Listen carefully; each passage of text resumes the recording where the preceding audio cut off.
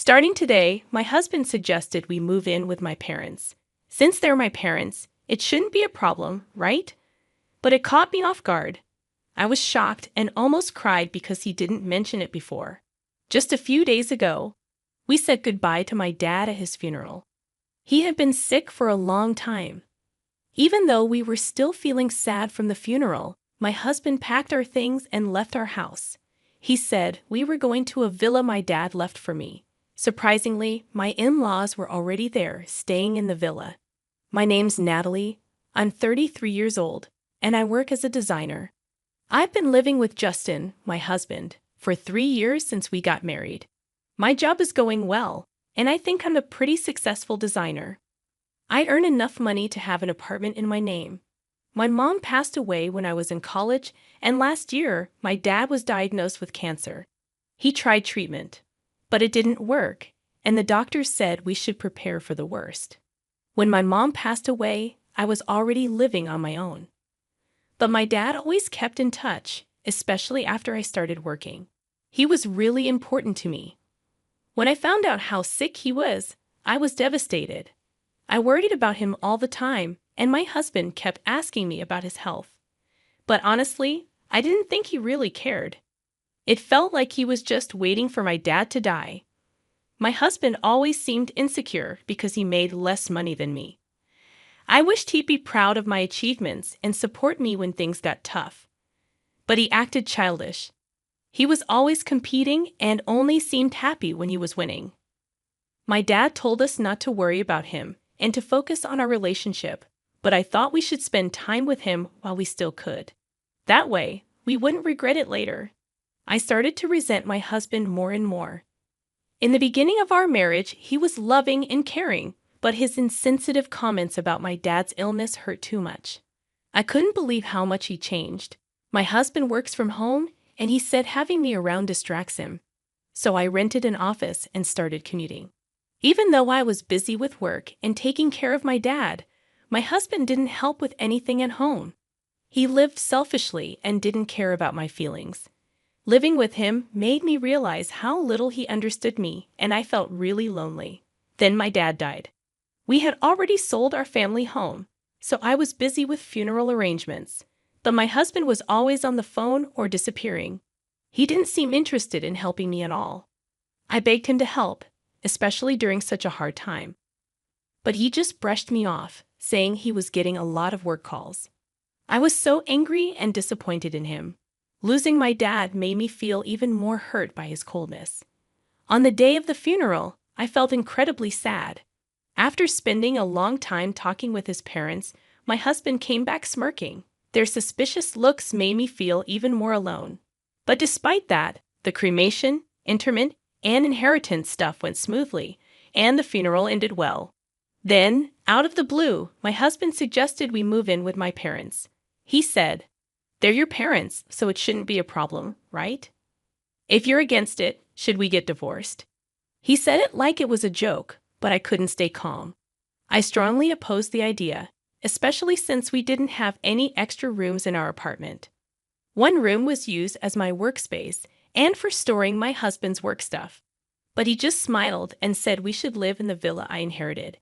It was a special place for me, filled with memories of my dad. I wanted to keep it that way, but my husband didn't seem to care. He kept making selfish demands.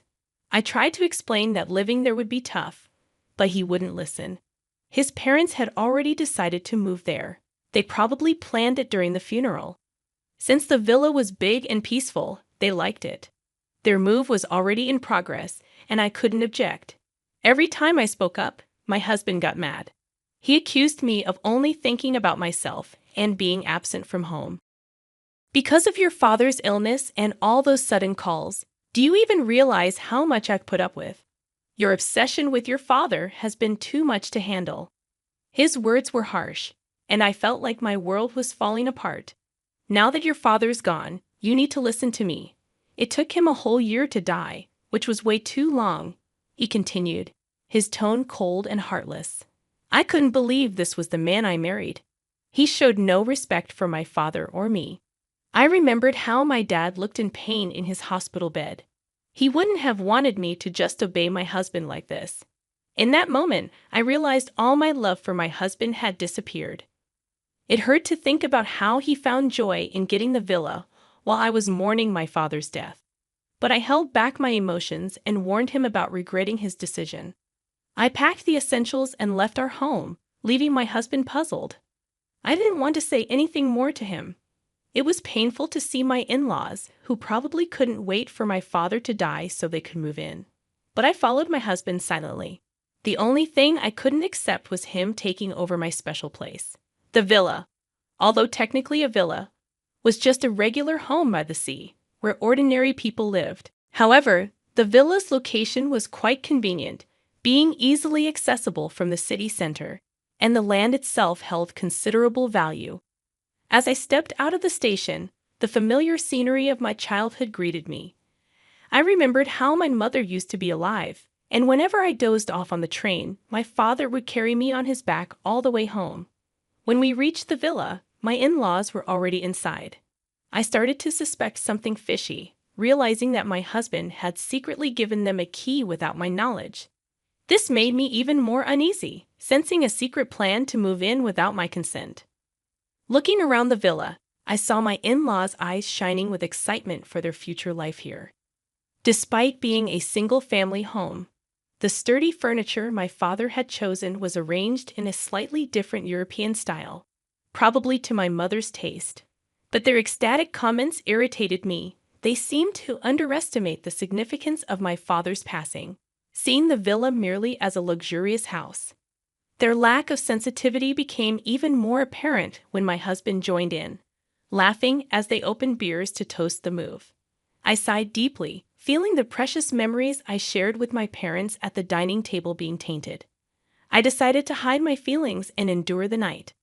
The next morning, my mother-in-law's scream shattered the quiet atmosphere of the villa, instantly alerting me. When I woke up, I noticed my father-in-law and husband causing a commotion, but it took me a moment to reach the source of the scream.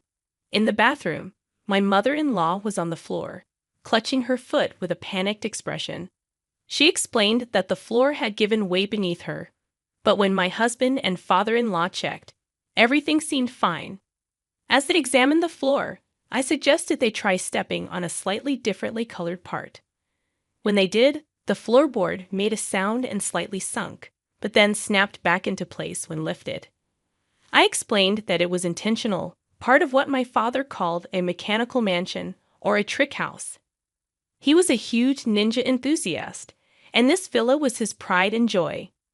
He had installed traps and mechanisms throughout the villa, including floorboards that seemed to collapse but were actually harmless. As someone familiar with the house since childhood, I had no trouble navigating it, but my husband and in-laws, being unfamiliar, were shocked. They hadn't realized what they were getting into by moving here. With our apartment lease canceled and nowhere else to go, they were pressing my husband on what to do next. In the midst of this, both my father-in-law and husband accidentally triggered another trap, causing them to fall. "Please feel free to stay as long as you like," I said, but my tone was more mocking than genuine. They had been so enchanted by the luxury of the villa, ignoring my warnings and showing no interest in my father's hobbies. Now their oversight was coming back to bite them. Even when I explained the dangers of the traps, they didn't take it seriously. "We'll get used to it," my husband said confidently. "I'll head back to the apartment to prepare for our move," I replied, leaving them in the villa. But in reality, I had no moving preparations. I planned to take a few days off and sort through my father's belongings. As expected, after just 2 days, my husband and in-laws had had enough. Meanwhile, I found solace being by myself and could slowly regain a positive outlook, planning my new life. Before long, my father's villa became a minor tourist attraction in the neighborhood. It was regularly featured in local newsletters as the trick mansion hidden in a residential area. Reflecting on this, I remembered strangers touring the villa and local children playing there, making it a lively spot. Since my upbringing had made me proficient in foreign languages, I could manage calls from foreign visitors. But my husband and in-laws couldn't understand foreign languages at all. Along with the nerve-wracking lifestyle of constantly worrying about the traps, they were overwhelmed by unexpected visitors and handling calls in foreign languages. Exhausted and sleep-deprived, they stumbled back to the apartment. "Why don't we all live in this apartment together?" "Think about it," I suggested. They had longed for my father's demise to get their hands on the villa, only to give it up in just 2 days. Instead of serving them tea, I handed my husband the divorce papers, already filled out and stamped in my section. "There's no way we can live together. If you understand, just leave quickly," I explained with a deep sigh. I couldn't forgive him for disregarding my feelings and acting insensitively without consulting me or giving any explanation. My husband decided we'd live with his parents. Moreover, he had never shared household responsibilities with me before. He dumped all the household responsibilities onto me, and when I felt cornered, he seemed indifferent about it. He ignored my feelings, acted selfishly, and secretly decided to move in with his parents. I couldn't imagine continuing to live with someone like that. "What happened? You used to love me, right?" he asked obliviously. I couldn't help but laugh at his usual oblivious remarks. "You think I could love someone who wished for my beloved father's early death and would rejoice when he passed?" I handed him only the divorce papers and drove them out of the apartment.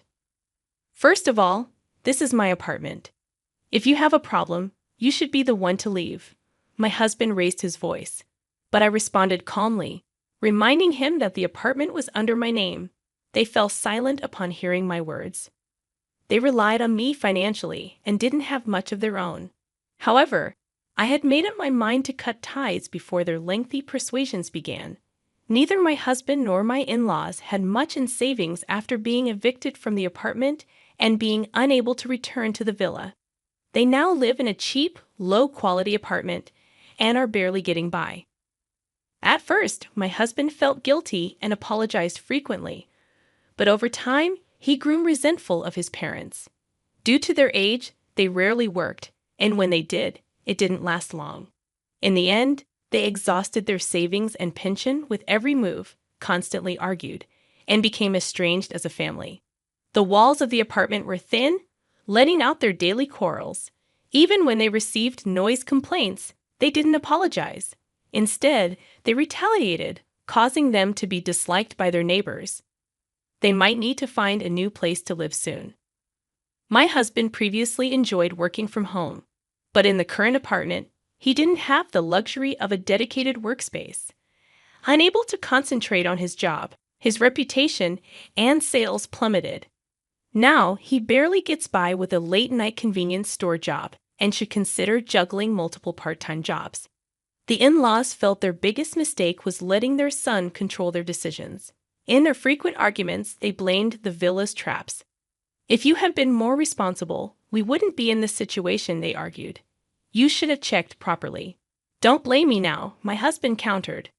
"I never imagined we'd end up like this because of our son," she said, reflecting on how her parents had always wished to inherit the villa and were overjoyed when her father passed away. I will never forget that after the divorce, I made significant strides in my career as a designer. To process her father's death and all these events, she created designs incorporating ninja elements and showcased them on social media. Their popularity spread rapidly, and one day a major cosmetics company contacted her to design packaging with an Asian touch incorporating ninja elements. She felt this work would preserve her father's cherished memories. Of course, I eagerly took on this project and committed fully to it. Ultimately, it was a huge success, propelling my career forward and allowing me to give joyful updates at my parents' graves. She retained the mechanical house, keeping it as a special place filled with memories of her father. She began organizing tour schedules and, with a little tweaking, turned it into a space where both tourists and local children could enjoy for free. Soon, the house attracted significant media attention, and the income from this exposure helped to defray ongoing costs. Furthermore, online articles about the house were translated into foreign languages, leading to support from international fans. Some of the donations even came from elderly folks who shared my father's passion for ninjas. She remained dedicated to the ongoing upkeep of this magical place. Meanwhile, the mechanical house remained a daily hub of activity, a favorite among local children. Although I lost my father and the inheritance of the villa resulted in my divorce, I feel the gains have been greater than the losses, she reflected. The villa has transformed into a memory-rich location shared with family and friends. I've also undergone a personal transformation, moving forward with renewed optimism and hope.